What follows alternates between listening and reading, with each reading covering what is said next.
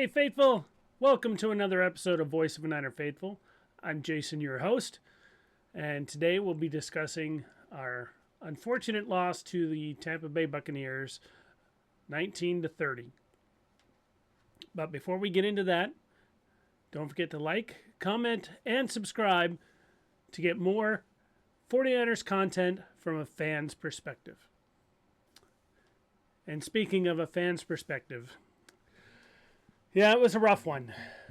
We were in it for a decent amount of time.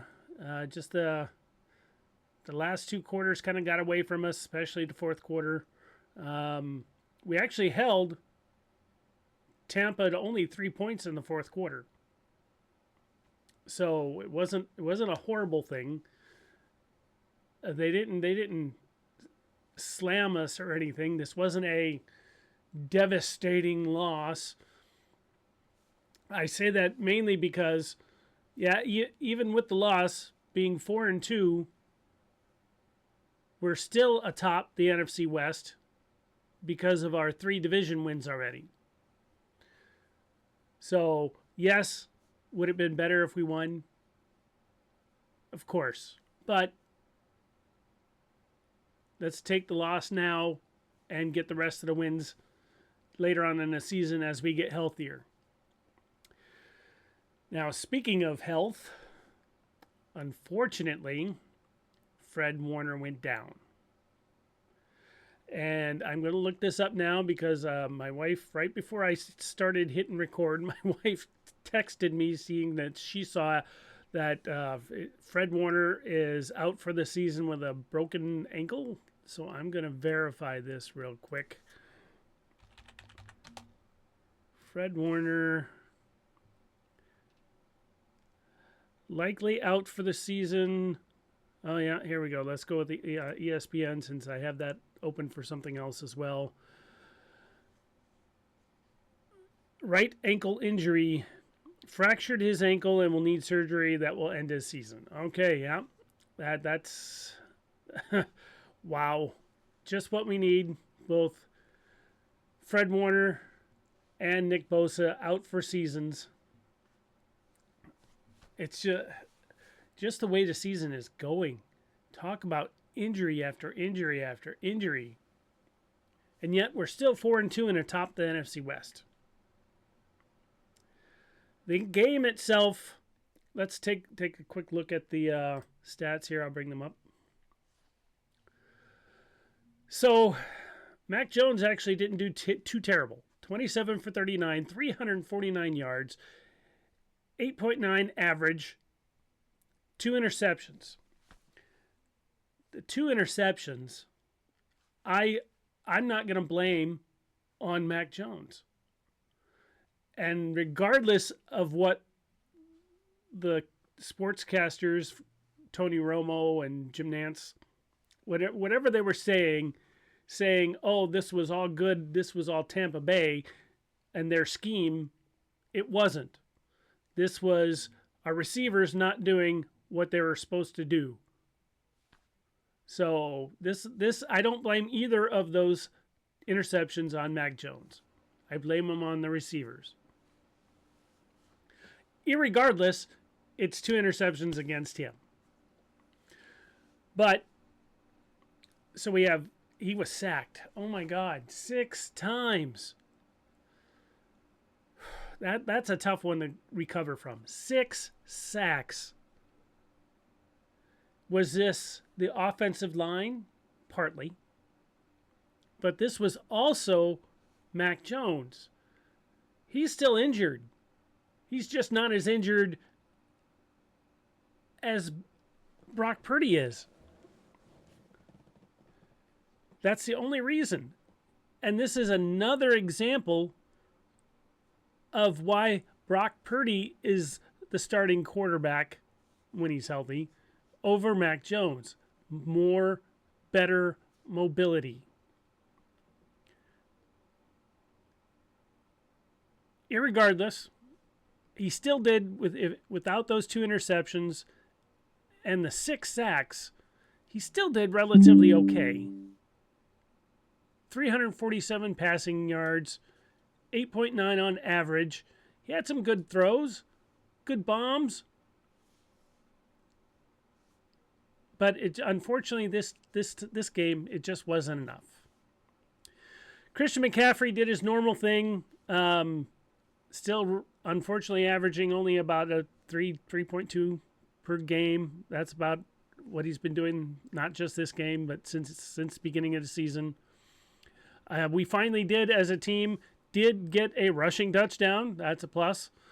But he had 54 yards rushing and 57 yards passing. So, again, over 100 yards total offense for Christian McCaffrey.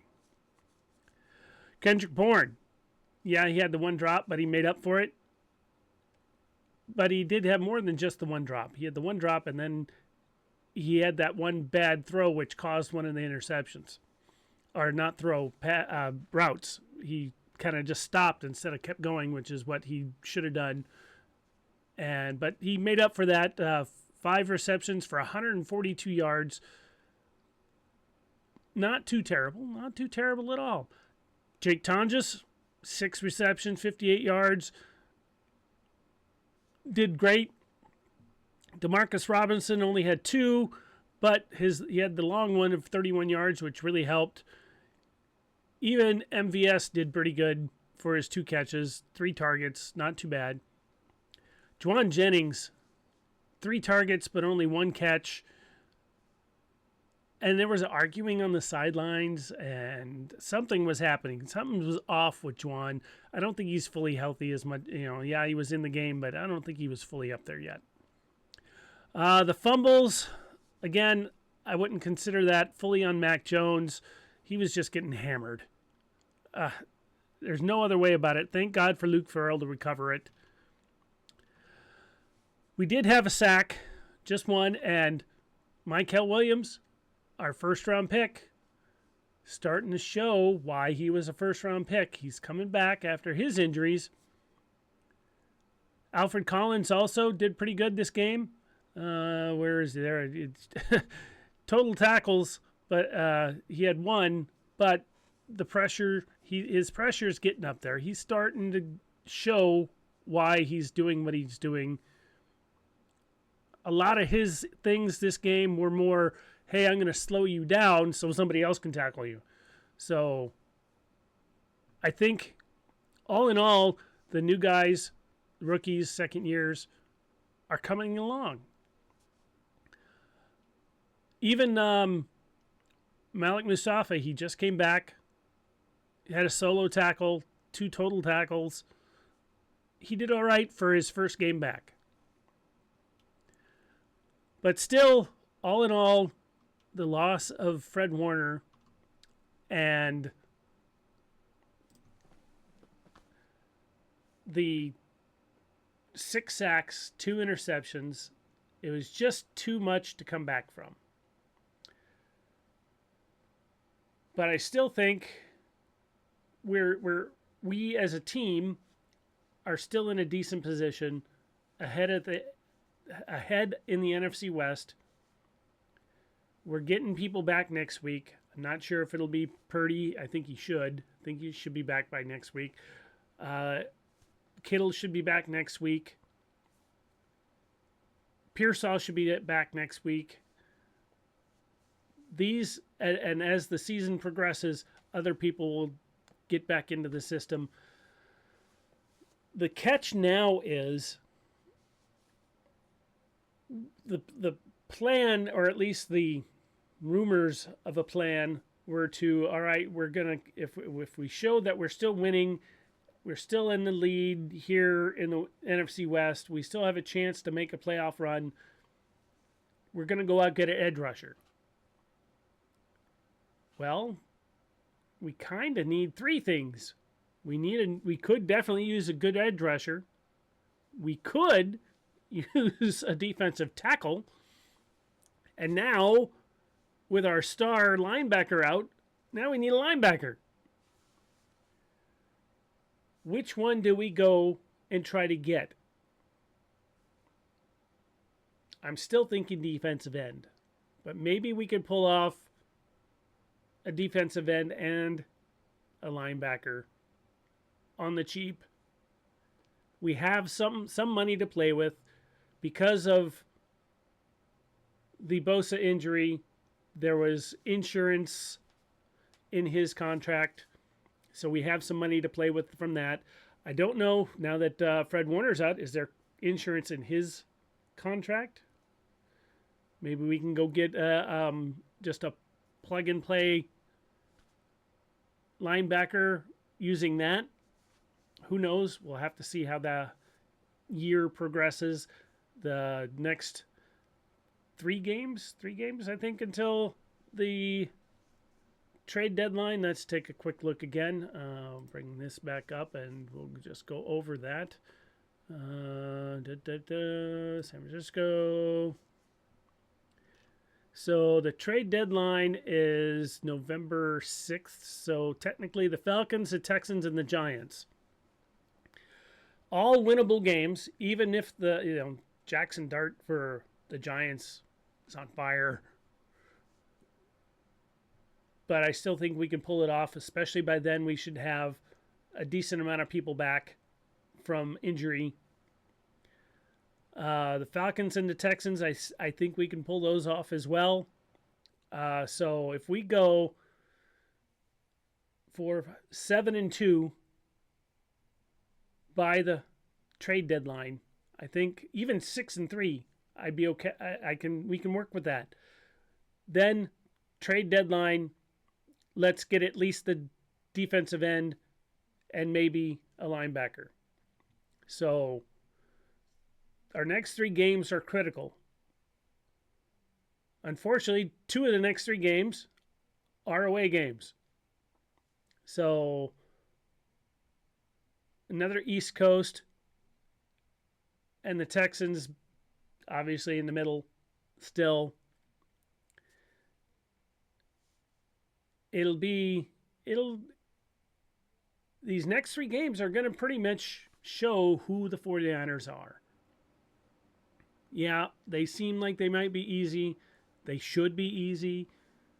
But this is the NFL. You aren't an NFL team unless you're in it. You know what I mean? So let's see what happens. I think we can pull it off. I think we're going to go get a defensive end. I don't know if it's going to be the Bengals defensive end or the Giants defensive end or anybody else's defensive end. Like the old saying, it takes two to tango. The old saying goes, two to tango. You can't. We want you, but they gotta be willing to give them to us. The trade has to go both ways. So we'll see how the Bengals do. They lost today. Are they going to lose Thursday night to Pittsburgh? If they do, then they might be in sell mode. We'll see how the Giants do the next 3-4 games. So it's a hurry up and wait game right now. All we can hope and pray for right now is that our team doesn't get any more injured than it already is. No more injuries from now on. How about that? That would be awesome. So our next game, Falcons game,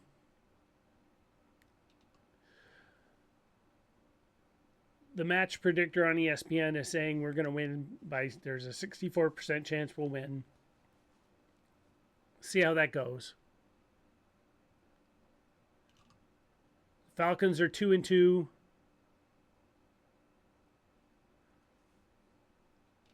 And I think they play Monday night. I think their next game is Monday night. Let's see. Where are they? Falcons.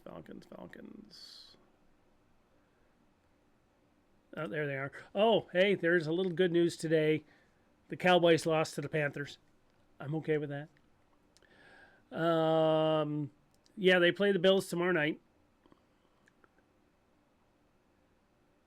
And then they play us, and then they play the Dolphins and the Patriots. before the trade deadline. So they might not be in sell mode if they beat the Patriots and the Dolphins. The Patriots are doing pretty good though. Dolphins are half and half. They show promise, but then they show like they're going to get hammered.